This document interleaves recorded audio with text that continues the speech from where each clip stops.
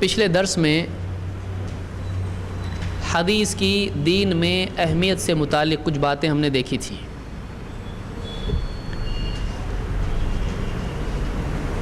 قرآن کے ساتھ کیا حدیث بھی دین کے سمجھنے کے لیے ضروری ہے؟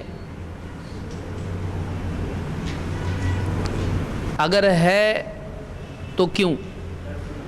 کون جواب دے گا اس کا؟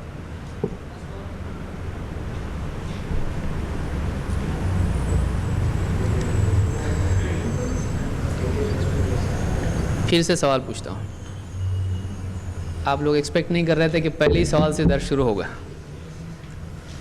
قرآن کے ساتھ دین کے سمجھنے کے لیے حدیث بھی ضروری ہے یا رسول کی بات بھی، رسول کی تعلیمات بھی ضروری ہیں صلی اللہ علیہ وسلم؟ کیا یہ صحیح ہے، اور اگر ہے تو کیوں؟ میں سمجھتا ہوں اسی پہ ہم نے بات کی تھی، اس لیے آپ کو سوالیہ نشان سے دیکھنے کی ضرورت نہیں کہ کیا ہو رہا ہے، یہ ہو چکا ہمارا، یہی موضوع ہم نے پچھلے درس میں لیا تھا۔ کون اس کا جواب دے گا؟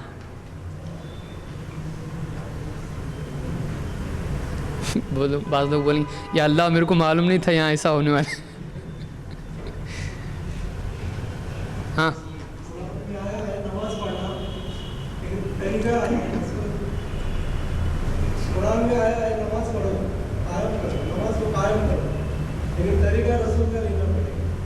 یعنی صرف نماز کی وجہ سے ہم کو رسول کی طرف رجوع کرنا بھی ضروری ہے، کیا یہ صحیح ہے؟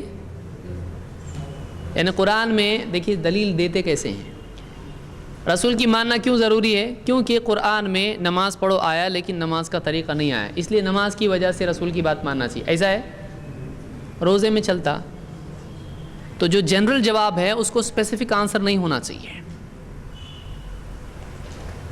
یعنی عام مسئلے کے لیے خاص وجہ نہیں بیان کرنی چاہیے، وہ بطور مثال بیان ہوگی۔ دیکھیے بتانا بھی ہم کو آنا چاہیے، بات صحیح، بالکل 100% صحیح ہے، لیکن قاعدے کے اعتبار سے جب ہم سمجھائیں گے تو یہ نہیں کہیں گے کہ اس وجہ سے۔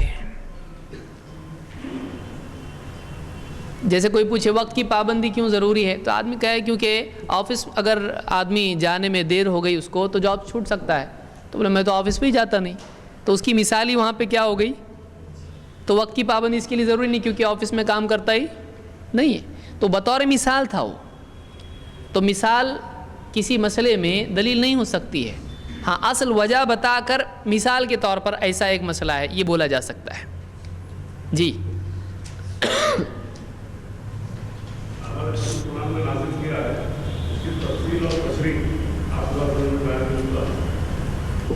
یہ کیا اس کی کوئی دلیل ہے؟ جی اللہ تعالیٰ قرآن میں فرماتا ہے وما آتاکم الرسول فخذوہ وما نہاکم عنہ فانتہوا، میرا رسول میں جو کچھ ہے اس کو لے لو اور جس چیز سے منع کرے اس سے رک جاؤ۔ تو یہاں یعنی اللہ تعالیٰ نے مستقلاً اپنے رسول کی بات ماننا لازم کیا ہے، یہ نہیں کہا اللہ جو دے وہ لے لو، وہ تو ہے ہی ہے۔ مستقلاً اللہ نے رسول کی بات کو بھی دین میں کیا بنایا ہے؟ حجت۔ یہ ایک وجہ ہوئی کہ رسول کی بات حجت ہے۔ وہ جو مثال تھی نماز کی اس کو کون سے قاعدے میں آپ فٹ کریں گے؟ اس کے لیے قاعدہ بیان کر کے وہ مثال کون بیان کرے گا؟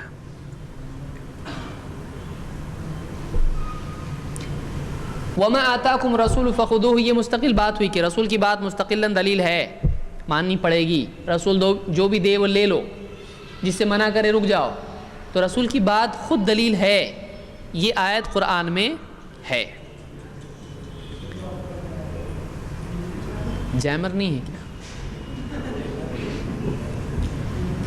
دوسری بات کہ جیسے ہم نے مثال دیکھی ہے کہ نماز کا حکم قرآن میں ہے لیکن طریقہ تفصیلی طور پر نہیں ہے، تو اس کے لیے قاعدہ کیا ہے اور دلیل کیا ہے؟ جو ہاتھ اٹھائے تو کوئی پیچھے دیکھتا ہے۔ قرآن کے سارے احکامات مجمل ہیں، سارے احکامات مجمل ہے کی دلیل کیا ہے؟ کیا ایسا ہے کہ سارے احکام، اللہ ایک ہے، اس کا اجمال قرآن میں ہے یا اس کی تفصیل ہے؟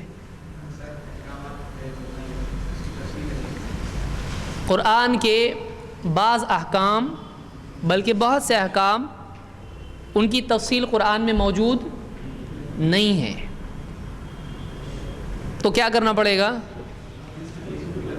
حدیث کی طرف رجوع کرنا پڑے گا۔ تو ایسا کس نے کہا؟ دلیل وَأَنزَلْنَا إِلَيْكَ الذِّكْرَ لِتُبَيِّنَ لِلنَّاسِ مَا نُزِّلَ إِلَيْهِمْ کہ اے نبی ہم نے آپ کی طرف یہ ذکر نازل کیا تاکہ آپ لوگوں کو، کسی کا کال آ رہا ہے، یہ واپس نہیں ملے گا جس کا بھی آ رہا ہے۔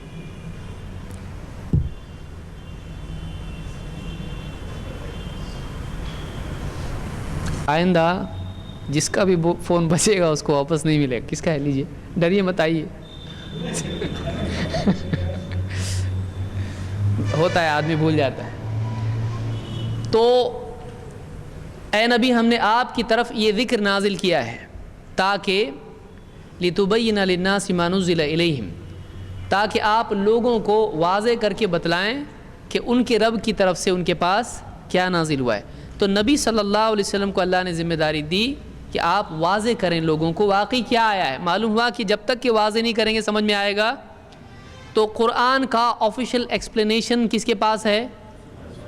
رسول اللہ صلی اللہ علیہ وسلم کے پاس۔ بہت ساری باتیں جو قرآن میں مجمل ہیں ان کو سمجھانے کی ذمہ داری کس پر تھی؟ اللہ کے رسول صلی اللہ علیہ وسلم پر۔ آپ کی یہ جو تفصیل یا تفسیر یا تبیین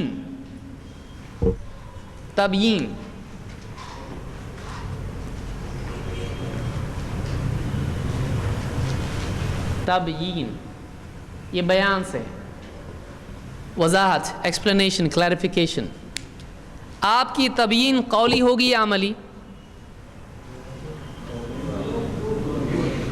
دونوں ضروری ہیں۔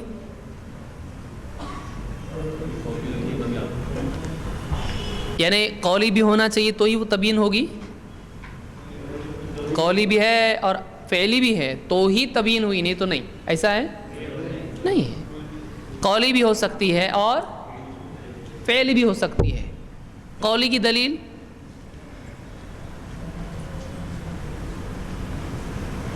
اللہ کے رسول نے کہا کہ نماز پڑھو، مجھے جس طرح پڑھتا ہوا دیکھو آپ اس طرح نماز پڑھو۔ ہو سکتا ہے کہ اللہ کے نبی صلی اللہ علیہ وسلم نے اجمالی طور پر کہا کہ صلو کما رأیتمونی اصلی، تو نماز کے بارے میں جو اللہ نے حکم دیا ہے آپ نے کیا بتلایا یہاں پر؟ جیسے مجھ کو پڑھتا دیکھتے ہو تم بھی پڑھو۔ تو اگرچہ یہ اجمال ہے لیکن یہ بھی کس کے ضمن میں آئے گا؟ فعلی کے ضمن میں، کہ معلوم ہوا کہ قرآن کی جو نماز ہے وہ کیسی پڑھنا ہے؟ نبی صلی اللہ علیہ وسلم کی طرح، اور اس کو دیکھنا پڑے گا کہ واقعی آپ نے کیسا نماز کیسی پڑھی۔ تو آپ کے افعال کو دیکھ کر آدمی نماز سمجھے گا۔ یا جیسے قرآن میں اذان کا ذکر ہے تو اذان کہاں ملے گی؟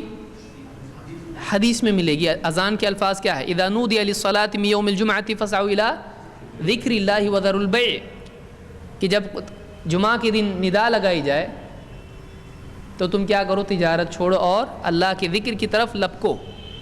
تو یہاں اللہ تعالیٰ نے ندا نودی للصلاۃ، نماز کے لیے، صلاۃ کے لیے ندا لگائی جائے تو وہ ندا کیسی ہونی چاہیے؟ یہ کہاں ملے گی ہم کو؟ حدیث میں۔ صحابی کے خواب میں آیا، اللہ کے نبی صلی اللہ علیہ وسلم کے سامنے پیش کیا اور آپ نے کیا کہا؟ انہا لرؤیا صدق انشاء اللہ، او کما قال علیہ الصلوۃ والسلام، کہ یہ خواب سچا ہے انشاء اللہ۔ تو آپ نے اس کو کیا کر دیا؟ سینکشن کیا۔ یہاں انشاءاللہ سے شبہ نہ ہو کہ انشاءاللہ یہ ہے، کیونکہ آپ نے کیا کیا؟ آگے کہا کہ اے بلال کھڑے ہو جاؤ، جیسے بتاتے ویسے اذان دو۔ تو اگر واقعی اللہ کی طرف سے اس کے لیے قبولیت نہیں ہوتی تو آپ کرواتے؟ ایسا نہیں کرواتے۔ تو ایسی کئی مثالیں ہیں جو قرآن میں اجمال ہے، آپ نے قول سے یا عمل سے اس کو بتایا کہ یہ ایسا ایسا ہے۔ جیسے ہارون کے بارے میں، یا اخت ہارون، مریم کے بارے میں آیا تو لوگوں نے کہا کہ مریم اور ہارون میں کتنا لمبا زمانہ ہے، موسیٰ علیہ السلام کہاں اور مریم کہاں؟ تو موسیٰ علیہ السلام کے بھائی ہارون، تو یہ ہارون کون؟ تو حدیث میں اللہ کے نبی صلی اللہ علیہ وسلم فرمائے یہ ہارون دوسرے ہیں۔ کیوں؟ اس لیے کہ بنی اسرائیل میں اپنے نبیوں کے نام پر نام رکھنے کا رواج تھا. تو یہ وہ ہارون نہیں ہے جو موسیٰ علیہ السلام کے بھائی ہیں, یہ دوسرے ہارون ہیں. سمجھ میں آئی بات؟ تو اس طرح سے قول کے ذریعے سے یا عمل کے ذریعے سے آپ صلی اللہ علیہ وسلم نے قرآن کی وضاحت کی ہے. یہ پچھلا ہمارا درس تھا, تفصیل سے اس پہ آپ اس کو سن سکتے ہیں, مزید اس میں وضاحت آپ کو ملے گی.